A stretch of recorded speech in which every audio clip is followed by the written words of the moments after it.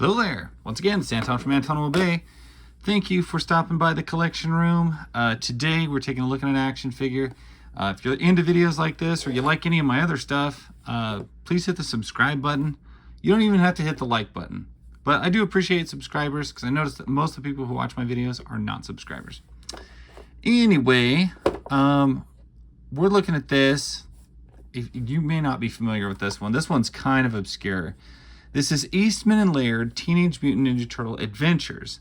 This is the Archie comic series that they produced back in the late 80s, early 90s.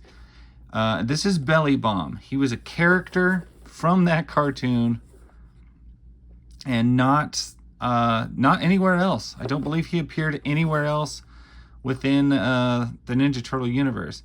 Now, he does have a pupil in his eye, but somewhere along the way home, it has rotated out and it is white because there is articulation in there.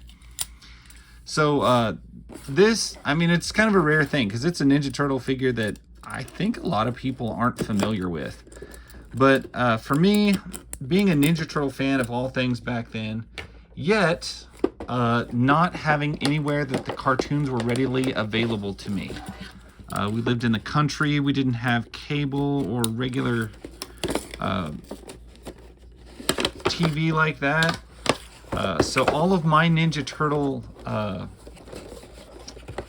guess, history that I could get, all the interaction I could get with the whole show of any kind, or of the property at all. I love these that they give us, these cool backgrounds. But anyway, all the Ninja Turtle stuff I could get was either comic books or the card set, and this guy came from the comic book. They didn't even have the Eastman and Laird comics available to us in my area. You could get the Archie Adventure series generally from like the local convenience stores, or oftentimes the local grocery store, and sometimes a drugstore. That was pretty much it. These are the hands. You can see they've got eyes in each hand. That is creepy and cool. I always figured, how could you grab anything? Wouldn't it just poke your eye? I love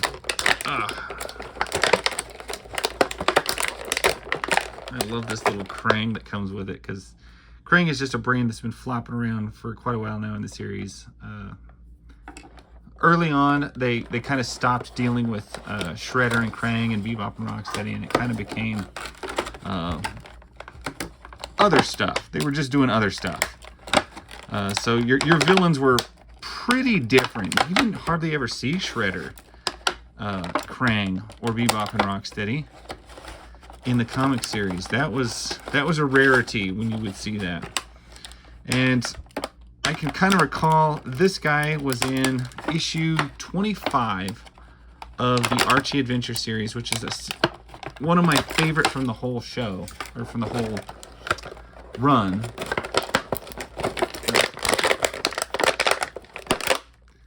They were fighting this guy. Krang had latched himself onto Shredder's head and was using his body. And the Turtles were fighting this guy, and he was kicking their butts. It was tough. And the whole time, like, Bebop and Rocksteady had been banished earlier to a planet of wild animals, and they came back just to steal some snacks, grab some guns, hold the Turtles basically at gunpoint until they surrendered, and then they just left, and they ended up taking this guy with them. A really crazy story, because essentially it's the only time they ever won, but they like weren't even there to really fight. They were just like visiting the comic. All right, so they put a little strip of tape, it looks like, to keep his eye from doing exactly what his eye actually did. And there it is. Oh, that is nice and creepy. Kind of delicate to get it to move. Huh. Weird. And then let's see kind of what else we got going on. This is an odd figure. Very odd design, and that's part of what I like about it so much. Is it is weird. This is not your normal figure. It feels very odd.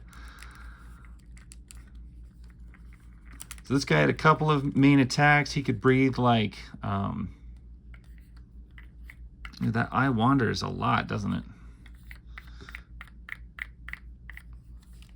I kind of feel like they shouldn't have made it move. That is weird. And I feel like I just want it to be in like one position and then stay there. But I feel like it's not. It's just going to keep moving.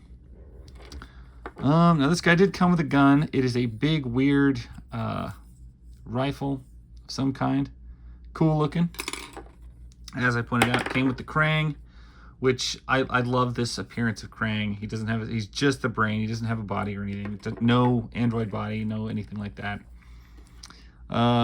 Billy Bomb here comes with a pistol grip, which I'm trying to even remember him using the gun in the comic. I remember he mostly just beat on him because he's really strong. And then he had an attack called Bad Breath, kind of like a Marlboro. And he could just like breathe the stuff on him and knock him out. Okay, so the tongue articulates in there. That is weird. I feel like I need to run through articulation, but I'm kind of like trying to absorb this figure for a second because there's a lot going on here that's, I don't know, my brain is like recoiling at it. It kind of reminds me of Pudgy Pig from Power Rangers line, as far as it's a figure that's that odd. It just feels that odd. Like this feels really gross and weird. Ugh, yeah, just everywhere. All right, we'll run through articulation real quick. As I pointed out, he comes with 3 extra sets of hands? No. I guess just 5 extra hands. That's kind of weird.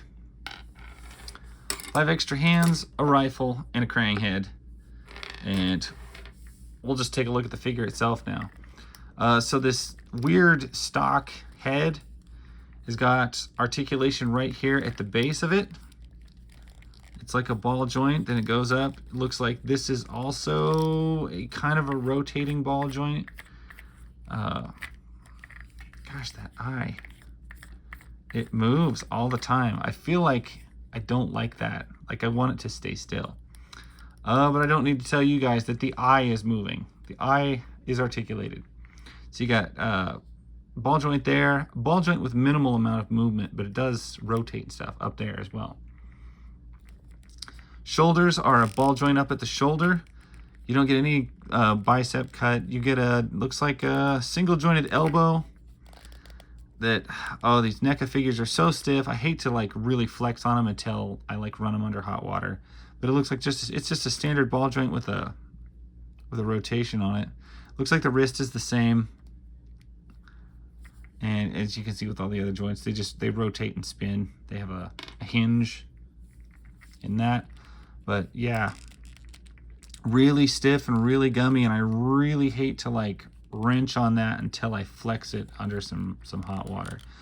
The stomach mouth thing is articulated. Looks like it's just hinged at the top, and it's very well done. Like you'd think this would be super awkward. It actually works very well. Closes nice and tight. Opens nice and wide. As I point out, the tongue has like a rotation to it. I don't think it does much else other than just rotate, but it does do that if you want it to. You get waist articulation too. Nice for a fat little guy there. You get ball joints at the hips. Man, it almost looks like a double ball joint at the hips. With excellent range for how stumpy these legs are.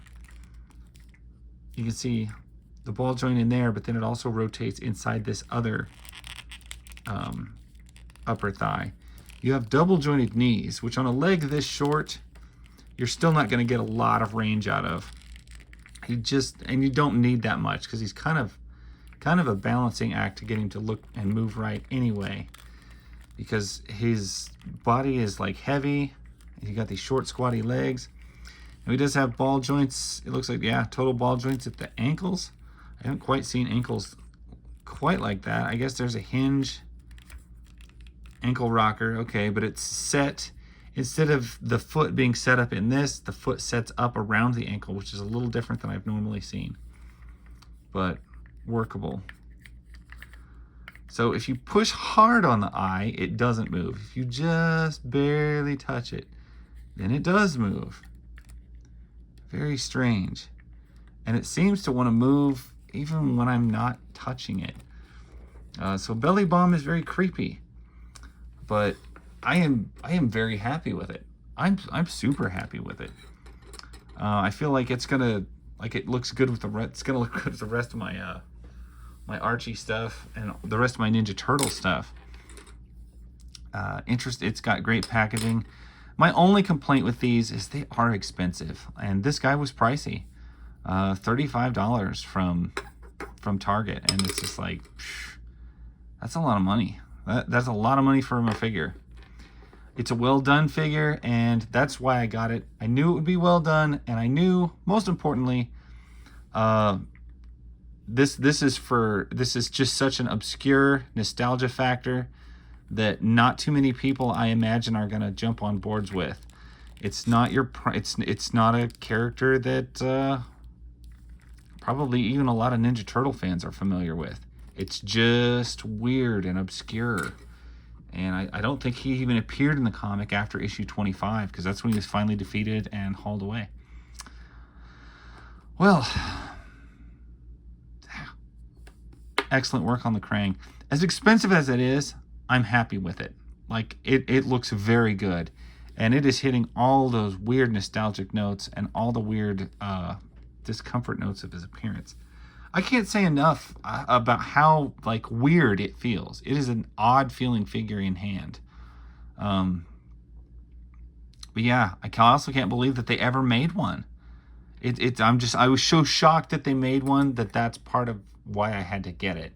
So anyway, I could keep being stunned at it, or I could end the video, and that's what I'm gonna do. So thank you guys for watching.